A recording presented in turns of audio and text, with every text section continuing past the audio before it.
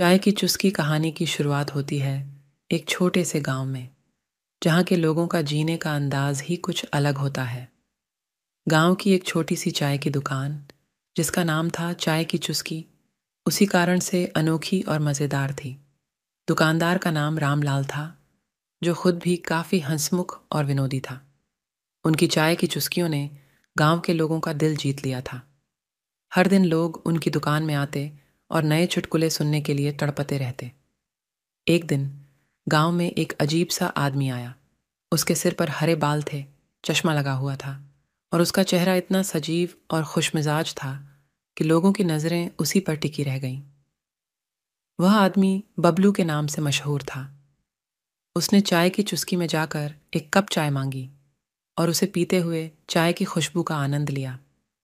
फिर वह अपने हाथ में चाय की प्याली लिए दुकान से बाहर निकल गया। रामलाल ने उसे देखते हुए कहा, भैया, आपका नाम तो बहुत ही मजेदार है। बबलू, क्या खूबसूरती और खुशमिजाजी है आपकी। हाँ जी, आपको तो पता ही है, हंसना और खुश रहना जरूरी है जिंदगी में। दिन बीत गया, लेकिन बबलू को चाय की चुस्की का स्वाद अच्छा लगा।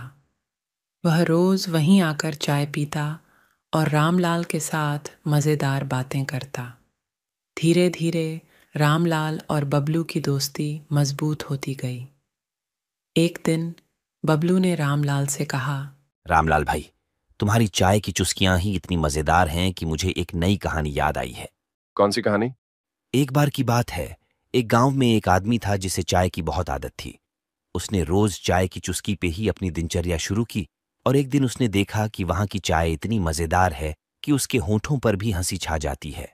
रामलाल और बबलू ने साथ में हंसते हुए दोनों कप चाय की चुस्कियां लिए और उनकी मुलाकात और मज़ेदार हास्य के साथ गांव में नई दोस्ती का आरंभ हो गया। और इसी तरह चाय की चुस्की ने न केवल चाय की मिठास, बल्कि लोगों के दिलों में चाय की टिप्पणियाँ। यह कहानी एक शहर के एक छोटे से चाय की दुकान के बारे में है, जिसका नाम था चाय की टिप्पणियाँ। दुकान का मालिक रामू एक बहुत ही हंसमुख और शरारती व्यक्ति था। उनकी दुकान पर हमेशा लोगों का आना जाना रहता था। एक दिन एक नया ग्राहक आया, जिसका नाम था राजू। राजू बहुत ही सख्त और गंभीर दिखते थे।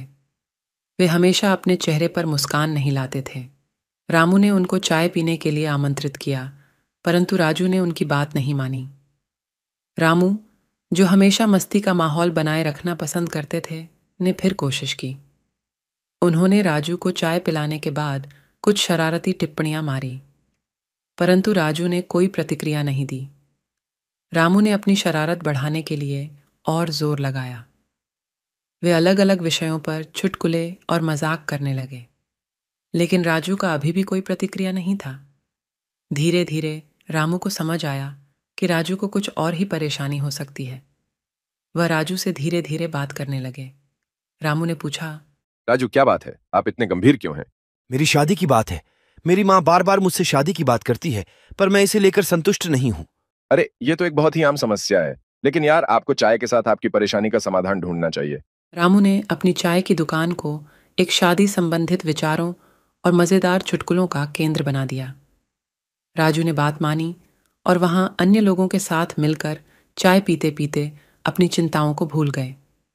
धीरे धीरे राजू की मुस्कान वापस आ गई। उन्होंने अपनी माँ को हाँ कह दी और उसके बाद से वह हमेशा चाय की टिप्पणियाँ की दुकान में आते और मस्ती करते।